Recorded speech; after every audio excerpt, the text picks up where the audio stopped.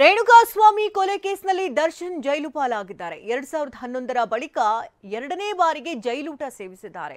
ದರ್ಶನ್ ಜೈಲು ಸೇರ್ತಾ ಇದ್ದಂತೆ ಪವಿತ್ರ ಗೌಡ ಕಣ್ಣೀರು ಹಾಕಿದ್ದಾರೆ. ಸುದ್ದಿಗಳನ್ನು ನೋಡೋಣ. ದರ್ಶನ್ ಜೈಲು ಪಾಲು ನ್ಯೂಸ್ ಟಾಪ್ ನಲ್ಲಿ. ರೇಣುಕಾಸ್ವಾಮಿ ಕೊಲೆ ಕೇಸ್ನಲ್ಲಿ ಸಿಲುಕಿರೋ ನಟ ದರ್ಶನ್ ಜೈಲು ಪಾಲಾಗಿದ್ದಾರೆ.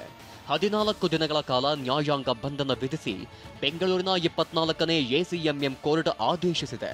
ನಿನ್ನೆಗೆ ಪೊಲೀಸ್ ಕಸ್ಟಡಿ ಅಂತ್ಯವಾದ ಬೆನ್ನಲ್ಲೇ ದರ್ಶನ್, ವಿನಯ್, ಪ್ರದೋಷ್, ಧನರಾಜ್ರನ್ನ ಪೊಲೀಸರು ಕೋರ್ಟ್ಗೆ ಹಾಜರುಪಡಿಸಿದ್ರು. ಜುಲೈ 4ರವರೆಗೆ ನ್ಯಾಯಾಂಗ ಬಂಧನಕ್ಕೆ ಒಪ್ಪಿಸಲಾಗಿದೆ.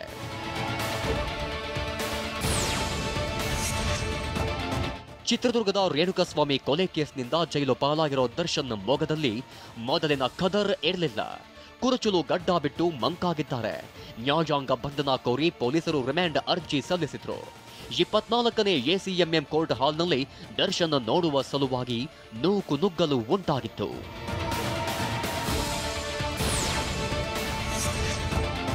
ದರ್ಶನ್, ವಿನಯ್, ಪ್ರದೋಷ್, ಧನರಾಜ್ ಪರಪ್ಪನ ಅಗ್ರಹಾರ ಜೈಲಿಗೆ ಸೇರಿದ್ದಾರೆ. ನಿನ್ನೆ ಸಂಜೆ 5 ಗಂಟೆ ವೇಳೆ ಪರಪ್ಪನ ಅಗ್ರಹಾರ ಜೈಲಿಗೆ ಕರೆತಂದ ಪೊಲೀಸರು ಜೈಲೊಳಗೆ ಎಂಟ್ರಿ ಕೊಡುತ್ತಿದ್ದಂತೆ ಲೆಡ್ಜರ್ನಲ್ಲಿ ಆರೋಪಿಗಳ ವೈಯಕ್ತಿಕ ವಿವರ ದಾಖಲಿಸಲಾಯಿತು. ಬಳಿಕ ಆನ್ಲೈನ್ನಲ್ಲೂ 4 ವೈಯಕ್ತಿಕ ಮಾಹಿತಿ ಅಪ್ಡೇಟ್ ಮಾಡಲಾಯಿತು. ಬಳಿಕ ಆರೋಪಿಗಳಿಗೆ ವಿಚಾರಣಾಧೀನ ಖೈದಿ ನಂಬರ್ ನೀಡಲಾಯಿತು.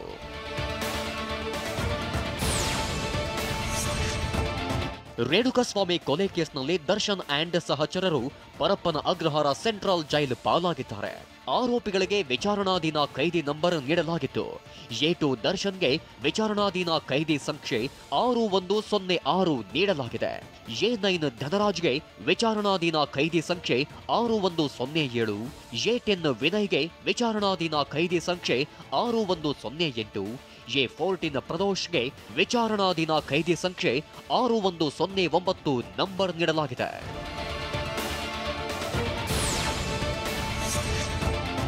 ಪರಪ್ಪನ ಅಗ್ರಹಾರ ಸೆಂಟ್ರಲ್ ಜೈಲು ಪಾಲಾಗಿರುವ ದರ್ಶನ್ಗೆ ವಿಶೇಷ ಬ್ಯಾರೆಕ್ನಲ್ಲಿ ಇರಿಸಲಾಗಿದೆ.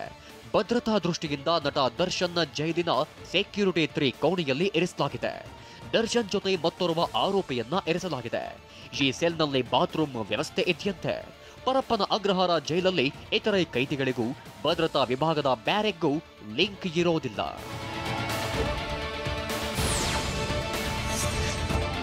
ಹದಿಮೂರು ವರ್ಷಗಳ ನಂತರ ದರ್ಶನ್ ಮತ್ತೆ ಸೆಂಟ್ರಲ್ ಜೈಲೂಟ ಸವಿದಿದ್ದಾರೆ. ದರ್ಶನ್ಗೆ ಜೈಲಿನ ಮೆನು ಪ್ರಕಾರ ಮುದ್ದೆ, ಚಪಾತಿ, ಅನ್ನ ಸಾಂಬಾರ್, ಮಜ್ಜಿಗೆ ನೀಡಲಾಗಿದ್ದು ಜೈಲೂಟವನ್ನ ಸೇವಿಸಿದ್ದಾರೆ. ದೈಹಿಕ ಮತ್ತು ಮಾನಸಿಕವಾಗಿ ಕುಗ್ಗಿ ಹೋಗಿರುವ ದರ್ಶನ್ ಜೈಲಿನ ಕೊಠಡಿಯಲ್ಲಿ ಮೌನಕ್ಕೆ ಜಾರಿದ್ದಾರೆ. ಜೈಲಧಿಕಾರಿಗಳು, ಸಿಬ್ಬಂದಿ ಜೊತೆಗೂ ದರ್ಶನ್ ಮಾತನಾಡಿಲ್ಲ.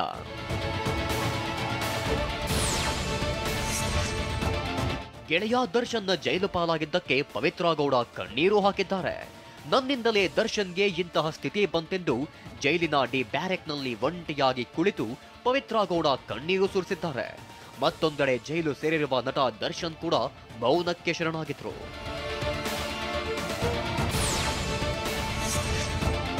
ನಟ ದರ್ಶನ್ ಪರ ವಕೀಲರ ಬದಲಾವಣೆ ಮಾಡಲಾಗಿದೆ. ಈ ಹಿಂದೆ ವಕಾಲತ್ತು ಸಲ್ಲಿಸಿದ್ದ ವಕೀಲರ ಬದಲಾಯಿಸಿದ್ದು, ಈಗ ದರ್ಶನ್ ಪರ ಪ್ರವೀಣ್ ತಿಮ್ಮಯ್ಯ ವಕಾಲತ್ತು ವಹಿಸಿದ್ರು. ಪತ್ನಿ ವಿಜಯಲಕ್ಷ್ಮಿ ನೇಮಿಸಿರುವ ಪ್ರವೀಣ್ ತಿಮ್ಮಯ್ಯ ಹಿರಿಯ ವಕೀಲ ಸಿವಿ ನಾಗೇಶ್ ಜೊತೆ ಚರ್ಚೆ ನಡೆಸಿ ಬಳಿಕ ವಕಾಲತ್ತು ನಡೆಸಿದ್ರು. ದರ್ಶನ್ ಜೈಲು ಪಾಲಾಗಲು ಅದೊಂದು ವಿಡಿಯೋ ಪ್ರಮುಖ ಸಾಕ್ಷ್ಯವಾಗಿದೆ. ಪಾರ್ಟಿ ಮಾಡ್ತಾ ಇದ್ದಂತ ದರ್ಶನ್ ವಿಡಿಯೋ ನೋಡಿ ಭದ್ರಗುಟ್ಟಿದ್ರು. ಸಾಕ್ಷಿದಾರರಿಗೆ ಡಿ ಗ್ಯಾಂಗ್ ಬೆದರಿಕೆ ಹಾಕಿದ್ಯಂತೆ. ಇನ್ನು ದರ್ಶನ್ ಮೊಬೈಲ್ ಪರಿಶೀಲನೆಗೆ ಕೋರ್ಟ್ ಅಸ್ತು. ಈ ಸುದ್ದಿಗಳನ್ನು ನೋಡೋಣ ಮೊಬೈಲ್ ಸೀಕ್ರೆಟ್ ನ್ಯೂಸ್ ಟಾಪ್ ನಲ್ಲಿ. ಗುಂಡು ತುಂಡು ಅಂತ ಮೋಜು ಮಸ್ತಿ ಮಾಡ್ತಿದ್ದವರಿಗೆ ಕೆಲವೇ ನಿಮಿಷಗಳಲ್ಲಿ ಶಾಕ್ ಎದುರಾಗಿತ್ತು. ಪಾರ್ಟಿ ವೇಳೆ ವಿನಯ್ ಮೊಬೈಲ್ಗೆ ಅಪರಿಚಿತ ನಂಬರ್ನಿಂದ ಬಂದ ವಿಡಿಯೋ ಎಲ್ಲರ ಮುಖದಲ್ಲಿ ಟೆನ್ಷನ್ ಓಡಿಸಿತ್ತು. ರೇಣುಕಾಸ್ವಾಮಿ ಮೃತದೇಹದ ವಿಡಿಯೋ ನೋಡಿದ ದರ್ಶನ್ ಏನ್ ಮಾಡಿದ್ರಿ ಅಂತ ಗಾಬರಿಯಿಂದಲೇ ಮನೆಯತ್ತ ತೆರಳಿದ್ದಾರೆ. ಎಲ್ಲಾ ವಿಚಾರಗಳು ಖಾಕಿ ತನಿಖೆಯಲ್ಲಿ ಬಯಲಾಗಿದೆ.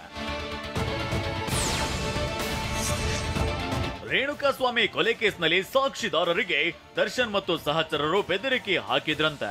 ದರ್ಶನ್ ಕೇಸ್ನಲ್ಲಿ ಕೋರ್ಟ್ಗೆ ಸಲ್ಲಿಸಿದ ಮಾಹಿತಿ ವಿವರ ಟಿವಿ9ಗೆ ಲಭ್ಯವಾಗಿದೆ. ಆರೋಪಿ ನಟ ದರ್ಶನ್ ಸಹಚರರಿಂದ ಪ್ರಕರಣ ಸಾಕ್ಷ್ಯದಾರರಿಗೆ ಬೆದರಿಕೆ ಹಾಕಿದ್ದು, ಬೆದರಿಕೆ ಹಾಕಿರೋ ಬಗ್ಗೆ ಅನ್ನಪೂರ್ಣೇಶ್ವರ ನಗರ ಠಾಣೆಯಲ್ಲಿ ಪ್ರಕರಣ ದಾಖಲಾಗಿದೆ. ಪ್ರಕರಣದ ಕೆಲ ಆರೋಪಿಗಳಿಗೆ ಉಳಿದ ಆರೋಪಿಗಳಿಂದಲೇ ಜೀವ ಬೆದರಿಕೆ ಹಾಕಿರೋದು ಮಹತ್ವದ ಅಂಶ ರಿಮ್ಯಾಂಡ್ ಅರ್ಜಿಯಲ್ಲಿ ಬಹಿರಂಗವಾಗಿದೆ. ರೇಣುಕಾಸ್ವಾಮಿ ಕೊಲೆ ಕೇಸ್ನಲ್ಲಿ ಕೆಲ ಆರೋಪಿಗಳಿಗೆ ಉಳಿದ ಆರೋಪಿಗಳೇ ಜೀವ ಬೆದರಿಕೆ ಹಾಕುತ್ತಿದ್ದಾರಂತೆ. ಮಹತ್ವದ ಅಂಶ ರಿಮ್ಯಾಂಡ್ ಅರ್ಜಿಯಲ್ಲಿ ಬಹಿರಂಗವಾಗಿದೆ.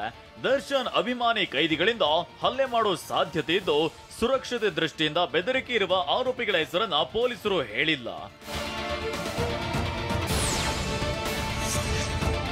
ಕೊಲೆ ಕೇಸ್ನಲ್ಲಿ A2 ದರ್ಶನ್ ಮೊಬೈಲ್ ಪರಿಶೀಲನೆಗೆ ಕೋರ್ಟ್ ಅನುಮತಿ ಕೊಡಲಾಗಿದೆ.